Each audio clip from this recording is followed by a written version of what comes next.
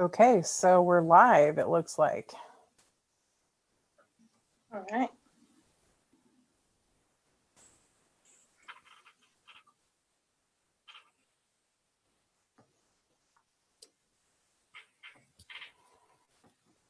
Hey, Betsy, thanks for joining us.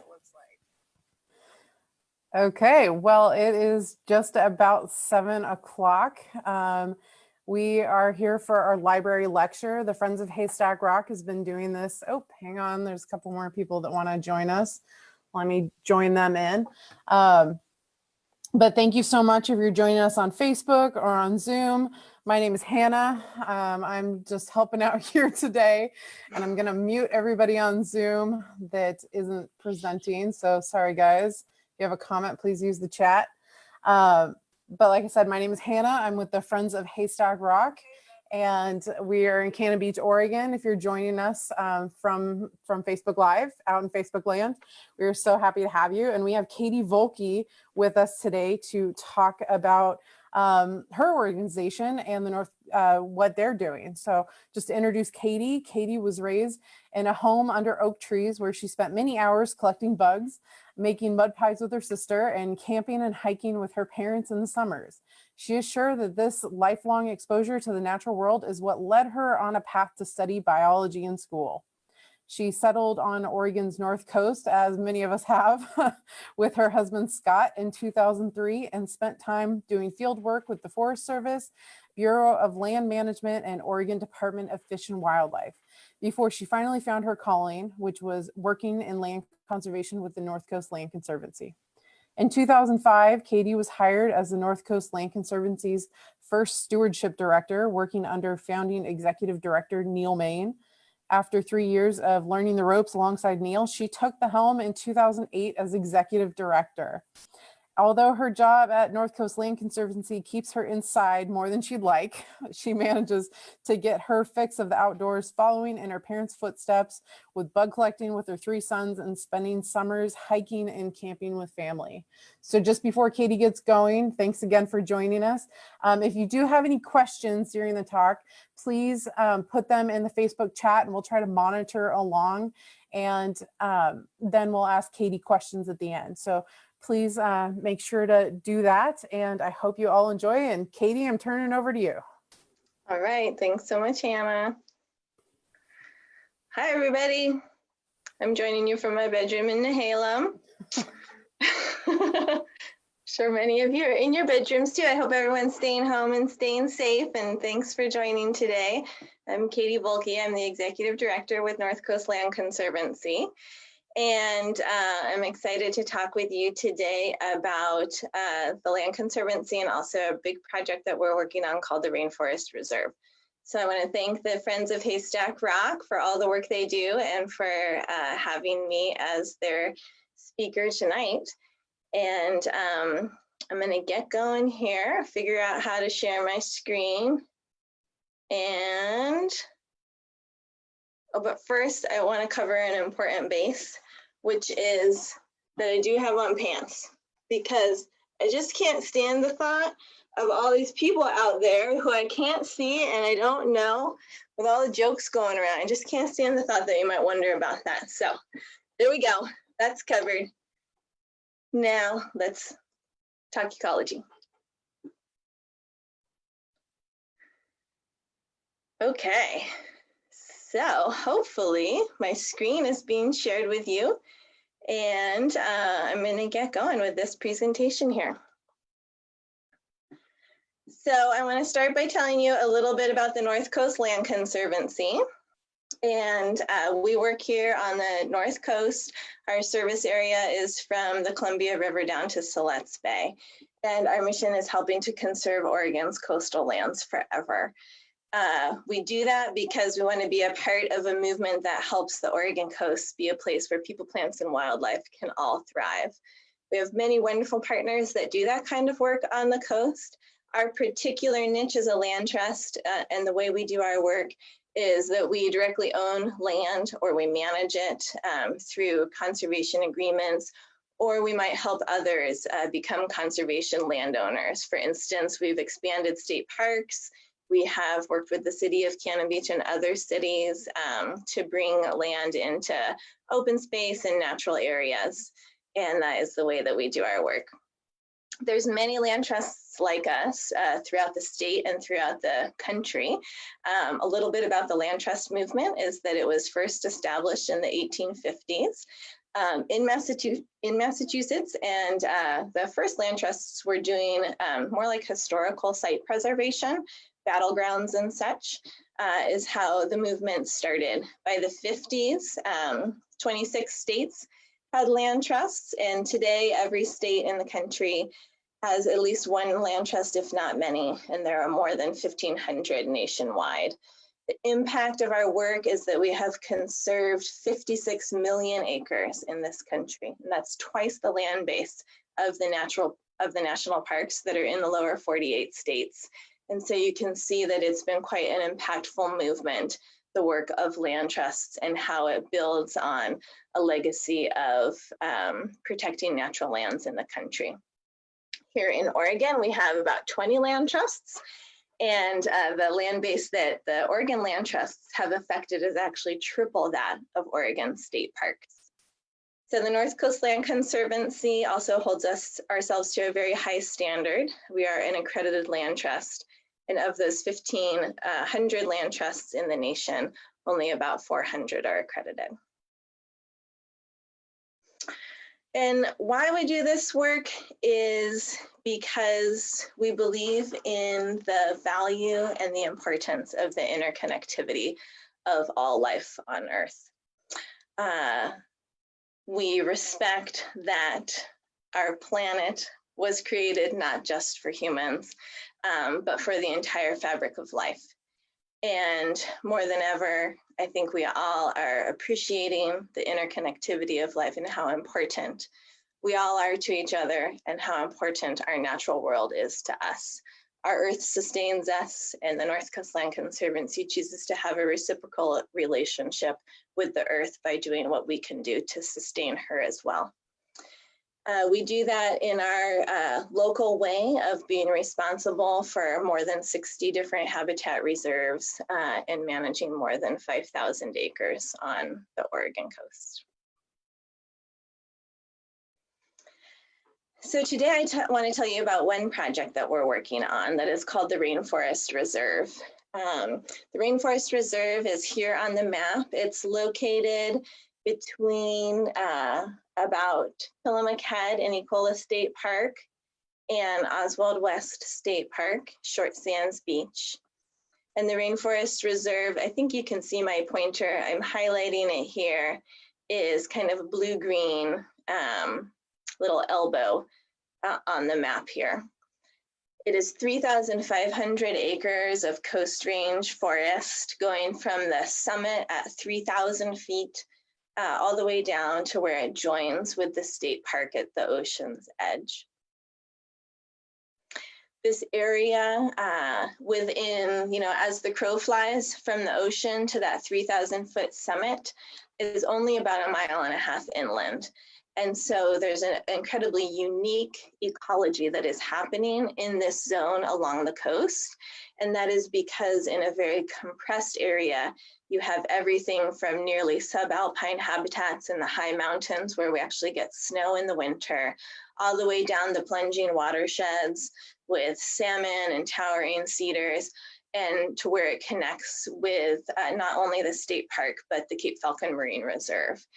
And so right here, there is a contiguous corridor from the high summits all the way not to, but into the ocean. So incredibly rich biodiversity. And as it turns out, an awful lot of global rarity in there as well.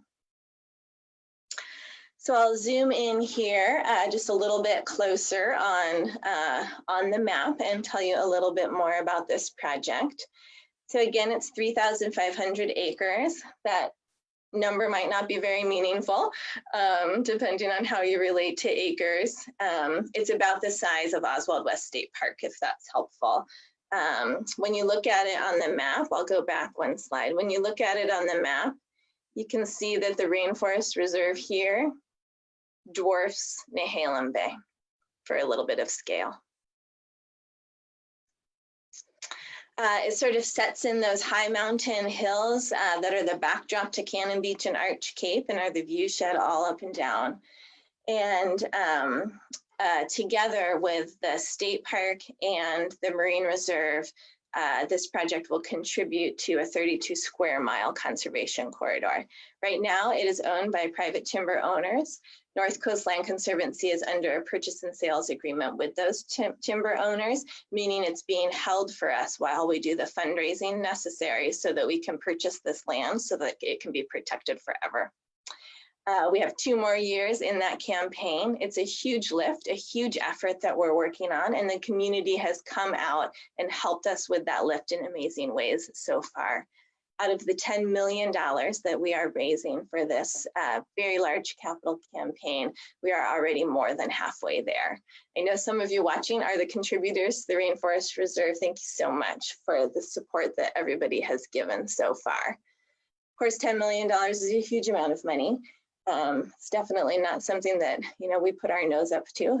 Before we did this project, raising $1 million was a very big deal for North Coast Land Conservancy. So this is a huge leap. And the reason we do it is because the true value of that landscape is truly priceless. You'll find out more about why that is as I tell you about the global rarity that exists in this area.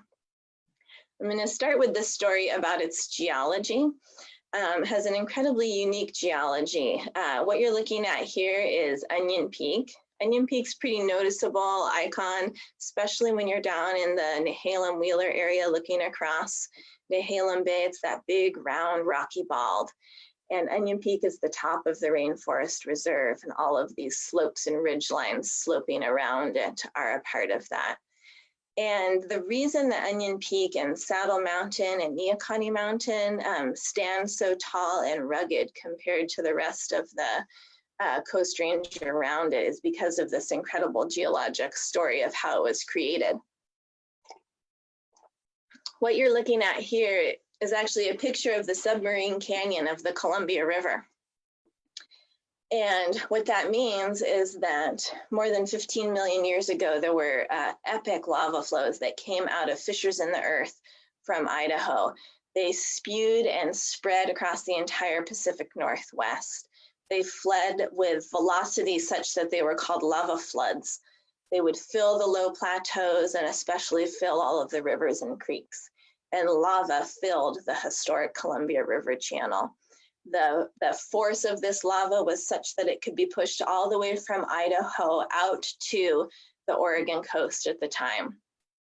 And it was able to do that in a matter of days, just an immense amount of lava that was flowing. So it filled the historic river channel. And when it got to the ocean, it continued to fill the river channel that exists under the ocean. So big rivers, as they head out into the ocean, they carve canyons down into the soft marine sediments below the ocean waters. So that canyon was then also filled by the basalts of the Columbia River lava flows.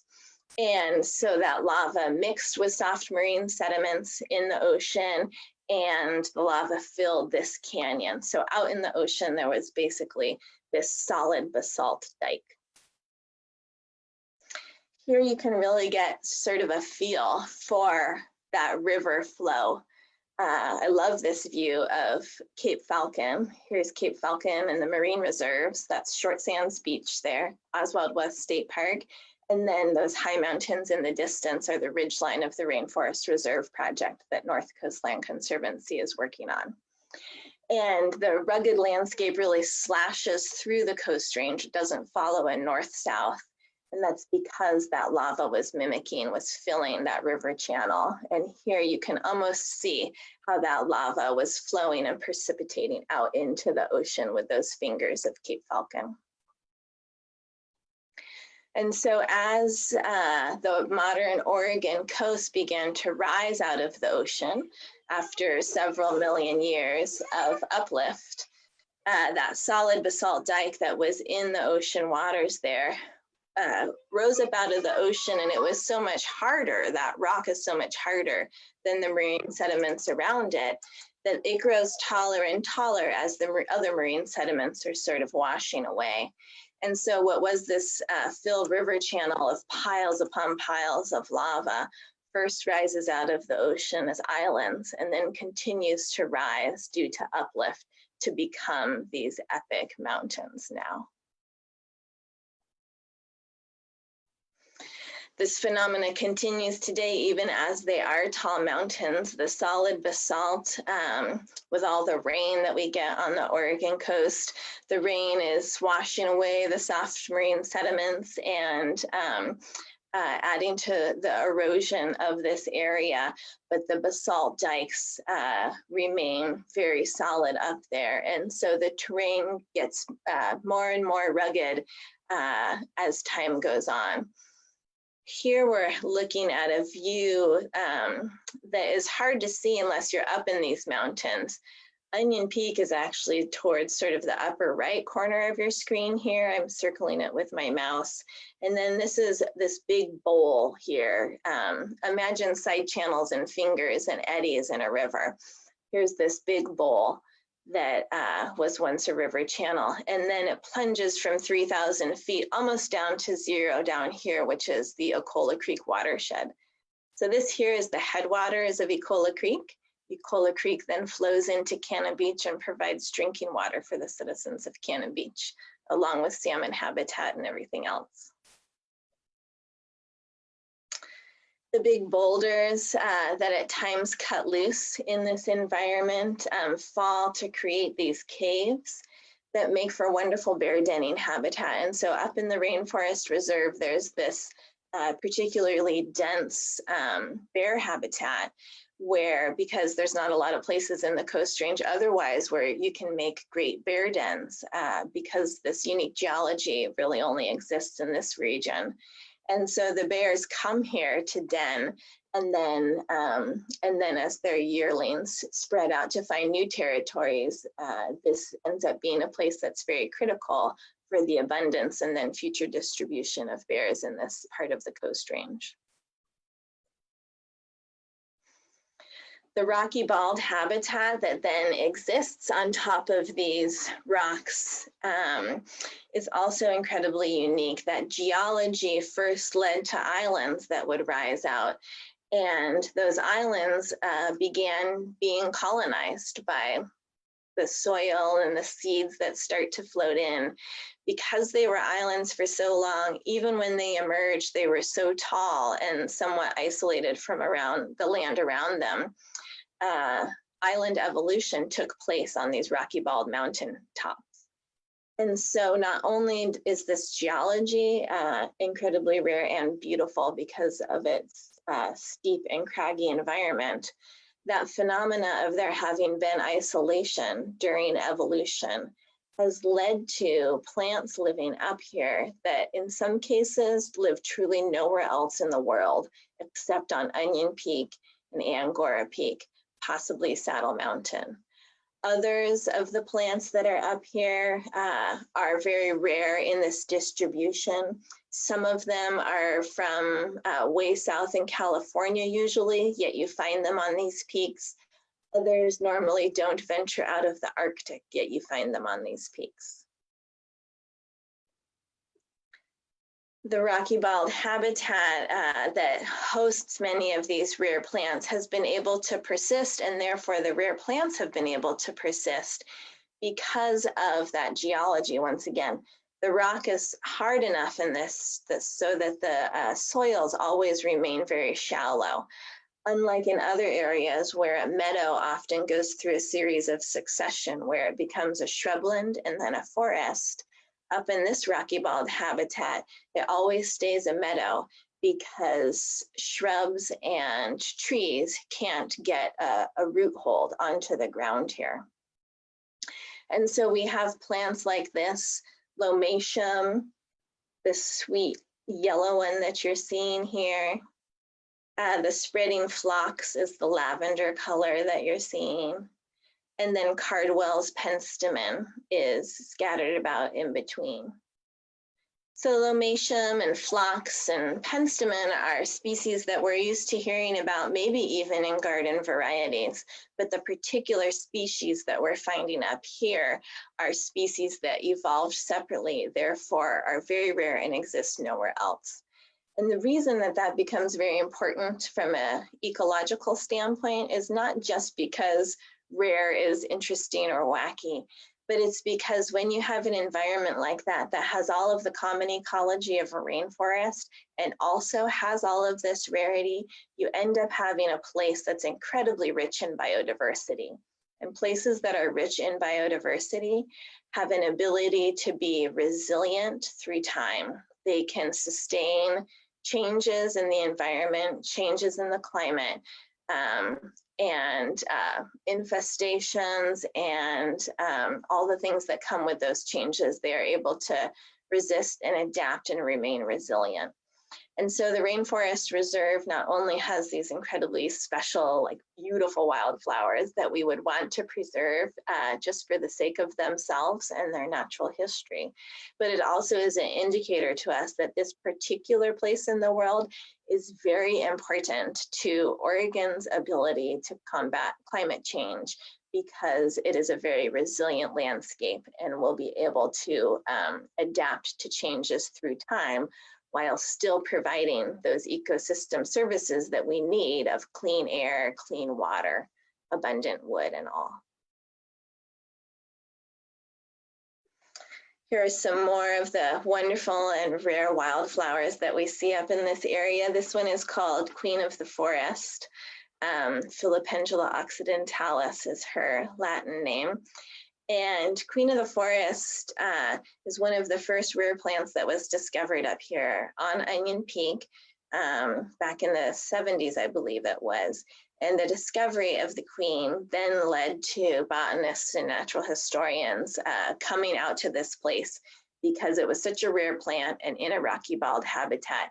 It meant that there must be more rarity around it. And sure enough, there was. Because of that discovery, there is a conservation easement that was placed on the top of Onion Peak in the 80s by the Nature Conservancy.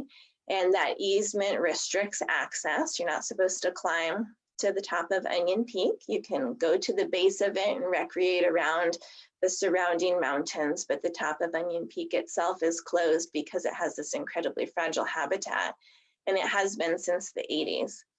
And when North Coast Land Conservancy acquires it, that'll continue to be the case for the top of Onion Peak. Another beautiful one, the Columbia lily. You also see the Columbia lily in some other places like the Neahkahnie Sea Cliffs and other areas, similar to a tiger lily, but different. You can see with those recurved petals. It's very rare, but it does have a larger distribution than just this rainforest reserve. Up in the tops of these mountains, it's really incredible to watch it through the different seasons. In the summer, it feels incredibly dry. It's moist, but there are no waterfalls. In the winter, it's just gushing with waterfalls. And it's because you're at the top. When you're up at Onion Peak or Angora Peak, when it rains, that's when it fills up. There aren't lakes and reservoirs that are filling up this area. And so the water comes flooding through. It can be very flashy, plunging down these streams. And in the winter, there's all these incredible seeps and waterfalls. In the summer, the way that the area stays wet is actually through summer fog drip. And so in the winter, of course, there's plenty of water. The water rushes down in Ecola Creek and provides plenty of water to the citizens of Cannon Beach, does the same rushing down Arch Cape Creek and providing plenty of water to the community of Arch Cape. In the summer, though many people don't believe that, we as Oregonians know that in the summer on the coast, we often have a drought. But up in these mountains, they are high enough that, and they have a lot of forest cover. So when that fog comes in, it doesn't just rush on by. The fog is actually captured by the surface area of all these millions and billions of needles that are on these tall trees. And summer fog drip, scientists believe, account for at least 30% of overall precipitation out there. 30%. And so 1/3 of our rain is actually coming during the droughty season when it's not raining at all. Another reason why this type of conservation is really important is because without the standing trees there, that fog moves on by. There's nothing for it to condense on. And so you would actually lose 30% of your water, 30% less for the salmon, 30% less for the people at their drinking water taps.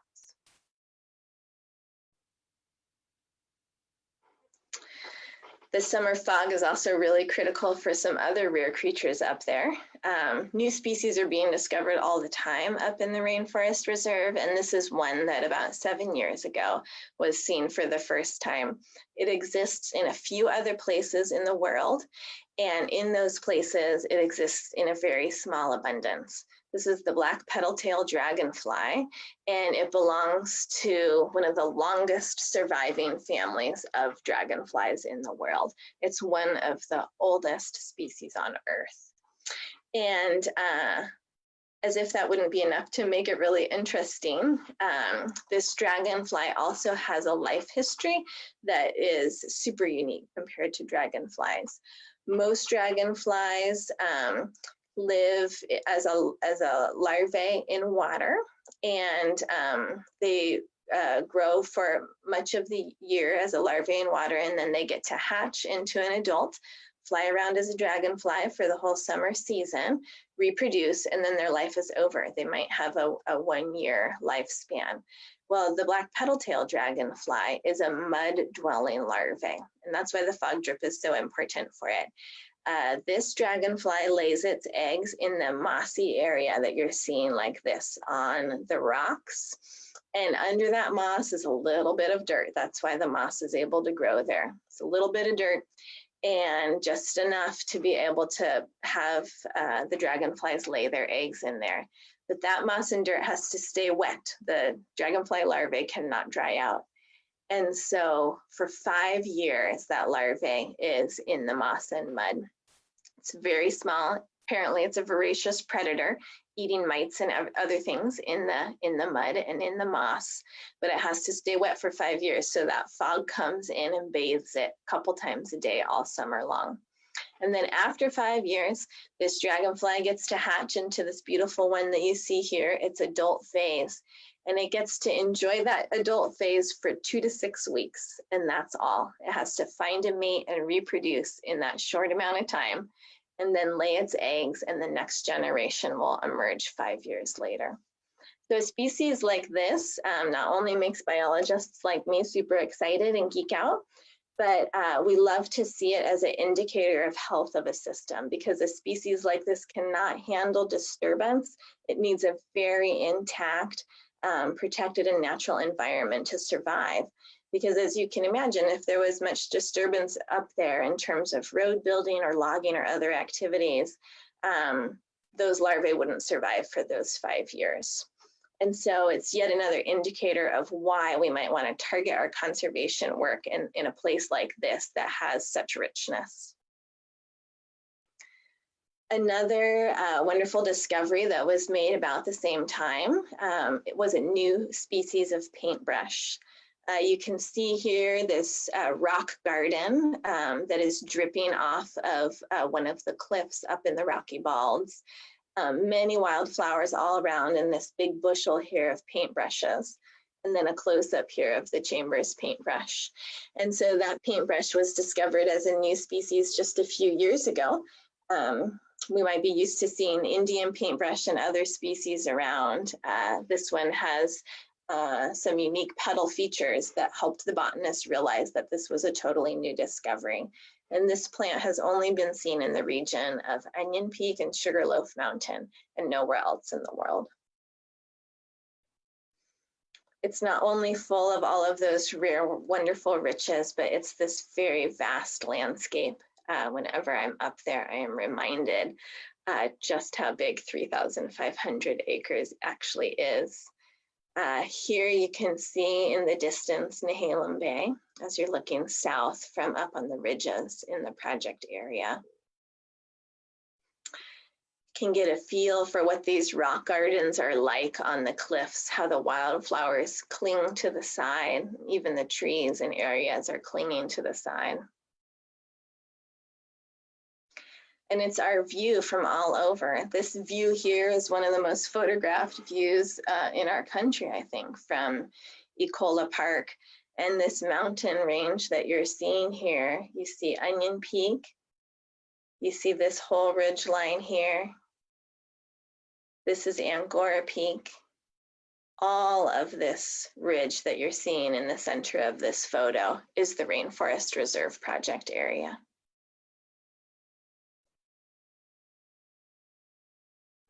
There's that wonderful fog that is feeding us and bringing water to our taps. All through the seasons, it changes up there. It's a wonderful place to be able to spend time and see all of the diversity. Arch Cape Creek coming through the forest.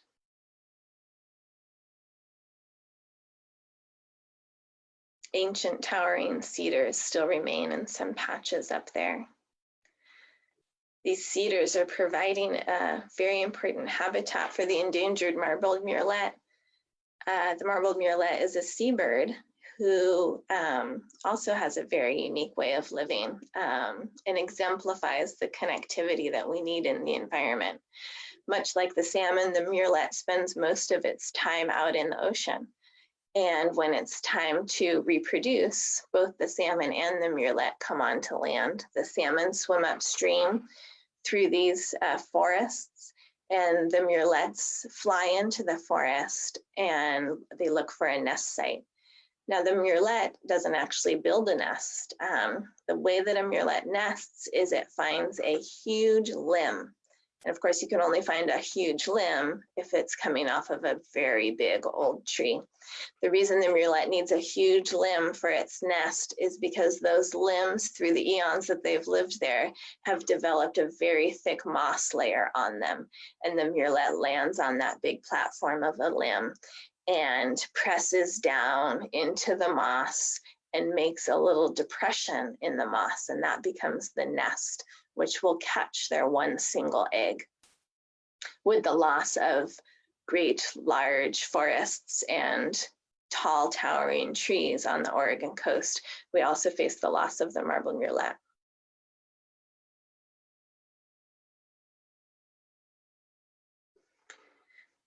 This area is not only loved by us now and cared for us now, but it has been occupied and cared for thousands of years.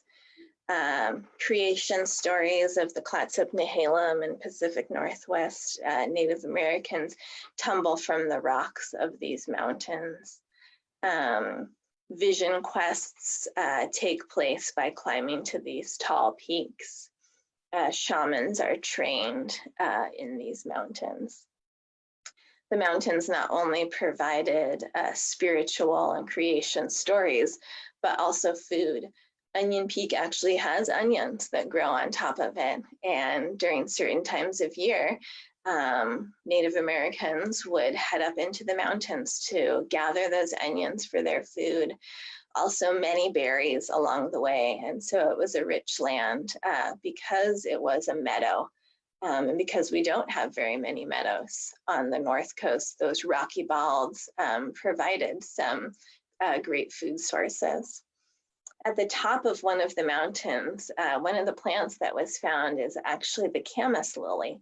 And the camas lily is a quite common wet prairie lily that you see all over the Willamette Valley in native wet prairie. So it's a very common species, but you never see it on the coast. It's not something that grows out here, and you definitely don't see it at the top of a 3,000-foot mountain.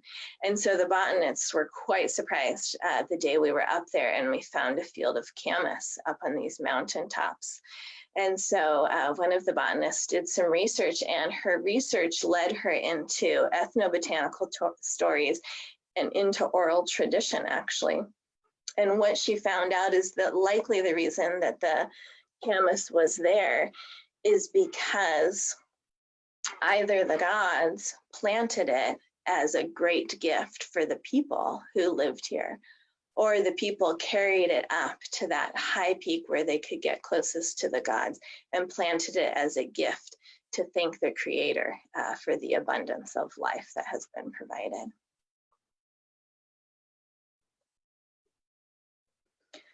And so the Rainforest Reserve holds many stories in it, many that we know and have heard, many more that we hope will unfold in all the years to come. One of the stories that I always love to tell and that keeps me quite inspired is the story of Sam Boardman. Now, Sam Boardman was one of the original superintendents of state parks, and he actually started his work in Eastern Oregon and was asked to come out to the coast in about the 30s to start establishing what at the time were called waysides. The state park system was actually grown out of the highway department's wayside program. And waysides exist because when people first started driving cars would overheat and you'd need to pull over, or you might start taking a road trip and need to pull over for a picnic. And so the highway department created waysides. Sam Boardman was asked to come out to the Oregon coast and create waysides for Oregon. And it was the first time that he had ever been into a rainforest. Some of his journals talk about that he feels like he was called there by his Creator to conserve God's great green earth, that he had never seen such immense and incredible living things as the forest that he was seeing there. And he worked with many of the original landowners that were out here on the coast to create what are now our state parks that we so take for granted as if they were always there. Sam Boardman is the person that knocked on the door of the owners who used to have a house at Ecola State Park and started to talk with them about what kind of legacy they might want to leave and what their plans for the future might be. And through those conversations, those families that owned that land largely donated their family land so that it could become Ecola State Park. He did the same for many other areas, and one of them was Oswald West State Park. At the time, it was called Short Sands. And upon Sam's retirement, he was quoted to have said this, that in the acquisition of Short Sands State Park, that he always had an ulterior motive, which was to acquire the surrounding hillsides of Onion Peak and Angora Peak to create one of the greatest natural areas in the nation. And so Sam sort of said this on his retirement after he had created so many wonderful places as a part of Oregon's legacy, places that we go to all the time now, that even in this pandemic, people are flocking to come to these places because they're so compelling and because we love them so much. And in 1950, I feel like Sam said that to the rest of us that were to come after him, that this was his vision. And so now it's time for us to carry the water a little bit further. And that is the work that North Coast Land Conservancy is attempting to do right now with this acquisition of the Rainforest Reserve, working to acquire this land so that we can protect all of that majesty, all those amazing stories that have come and that will come, and all the many discoveries that are yet to be made. I hope that my children will be able to go up there and tell their children about the plants that have been discovered in their lifetime and how exciting it is to hike up there and be amongst tall, towering trees while also feeling and seeing the ocean. It's a stunning place, and it's a stunning opportunity that we have right now to bring this private land into the public good. And so I'd love to encourage you to visit our website so that you can learn more about the Rainforest Reserve and see how you might be a part of helping us to make it happen.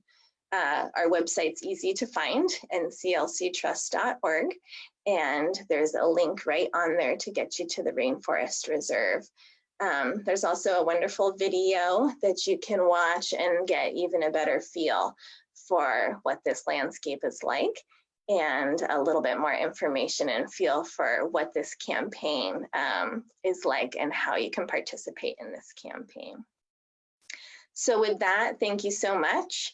I think I can stop sharing my screen now, and then we'll go back to Hannah and see if anybody has any questions. Thank you. Thank you so much, Katie. That was beautiful. I was just going through all of the responses that everybody had. I didn't see any questions. Definitely tons of reassuring words and how much everybody appreciates the work that your organization does. I shared that link in there for the video. So if anybody does want to access that, it's in the comments. Thank you. And anybody on Facebook right now, does anybody have any questions? I'll give you a minute or two to type them in. Tim Halloran saying great presentation, very informative. And Andrew Frazier's on there saying thanks, Katie. And everybody's saying Thank fantastic. you. Yay. So while we're just waiting, I'll give it another minute or two for people to put questions in if they have them. But yes, definitely check out the video that I posted in the links there. nclctrust.org is your guys' organization. And the Friends of Haystack Rock, we have our website as well, friendsofhaystackrock.org. Tim has a question for you. It is, what is your hoped for timeline on the acquisition? The next 18 months to 2 years. And it has been it's a 5-year total effort. So we're about 3 years into it so far. And so we're starting to just enter that final phase. And Mary has asked, I know you mentioned this, but she might have missed it. How much has been raised to date? About $6 million has been raised so far. The vast majority of that has been from people, which is very stunning to me, and thank you. And also we have just entered our phase of starting to apply for grants. So we recently received a $600,000 federal grant from the U.S. Forest Service. We also recently received a $500,000 grant from the Oregon Community Foundation. And next month, our grant will be evaluated by the Oregon Watershed Enhancement Board. We had been recommended for a couple $1 million from the state, which was wonderful to be recommended like that. Of course, the state budgets have been very impacted now, so we're unsure as to what we'll actually receive from the state, but they're very supportive of the project also. So we're really starting to get to the finish line where it's going to be just those last couple million here soon. Wow. And Tim has another question. He says, how did you get so familiar with the region? Oh, well, let's see. When I first started working, actually, it was before I started working with the Land Trust. So how I personally became familiar with it is when I first moved to Cannon Beach, I met someone named Jerome Arnold. Anyone in Cannon Beach probably knows who Jerome is. And one day he said, hey, I want to take you on a hike. So this was about 17 or 18 years ago. And that's all he said to me. And so I showed up with a little water bottle. Well, we went on like a 9.5 mile hike, 3,000 feet elevation up into these mountains. And that was my first introduction to it. We went up and beyond Angora Peak. And he knew an awful lot about the rarity of it already. So I learned about it then. And then many of the local biologists and naturalists in the area also know a lot about the history of it. You know, anytime like the tallest mountains are around you, biologists and ecologists spend time in them because they're just drawn to them and compelled to go explore them. And so it was through our early relationships of meeting some people. Then as the Land Conservancy started to really learn, like, God, this is an incredibly unique place. We say that, you can say that a lot, and on the Oregon coast, it's always true because coasts in general are rare in the world. But even on the coast, you know, this place started to really stand out. So then we started to invite experts, botanists, ecologists, dragonfly experts, lepidopterists, lichenologists, any ologist that you can think of. We've pretty much invited them to come out. And many times when people come, a new discovery is made. And so that is how my knowledge has become enriched and how collectively the scientists in Oregon, our knowledge of this area has become enriched. Also, Tom Horning happens to be our board member, and he's a well-known geologist and has studied this region. And even early in his education, getting his master's, he was studying this region. And so was one of the geologists that first sort of made the discovery of how these mountains were even formed. That's amazing. Do you guys lead hikes into that proposed tract? We do. That's usually how I spend my summer. I don't think it's how I'll be spending my summer this year, unfortunately, just because of gathering in groups. I'm sure we'll still do some small ventures there. But certainly by next summer, we would start to be hosting more and more public tours so that people can really experience it. And then once we're the owner of it, we will have a recreation plan so that people will know what areas are open for access and what areas are closed because they're either fragile habitats or because frankly they're dangerous due to the steep and erosive cliffs. So certainly also into the future, it'll be a place where people can experience it and a place where we would continue to lead hikes. Do you guys find any herps up there?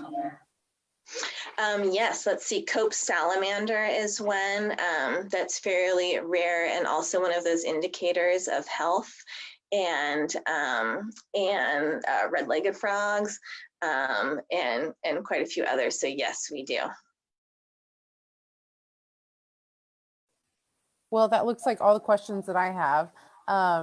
If anybody has any further questions, where can they contact you?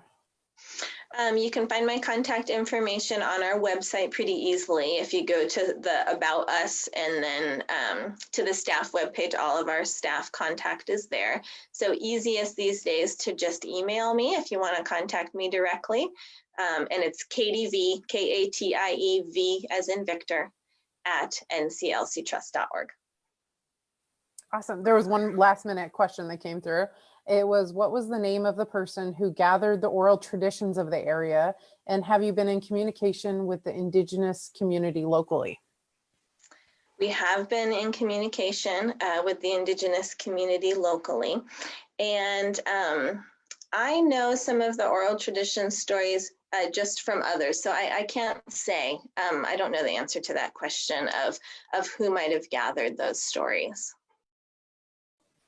Okay, well, great. Thank you so much. And thank you all for listening and joining us for this very first Zoom library lecture and working with us through any technical issues or lagging that may have happened.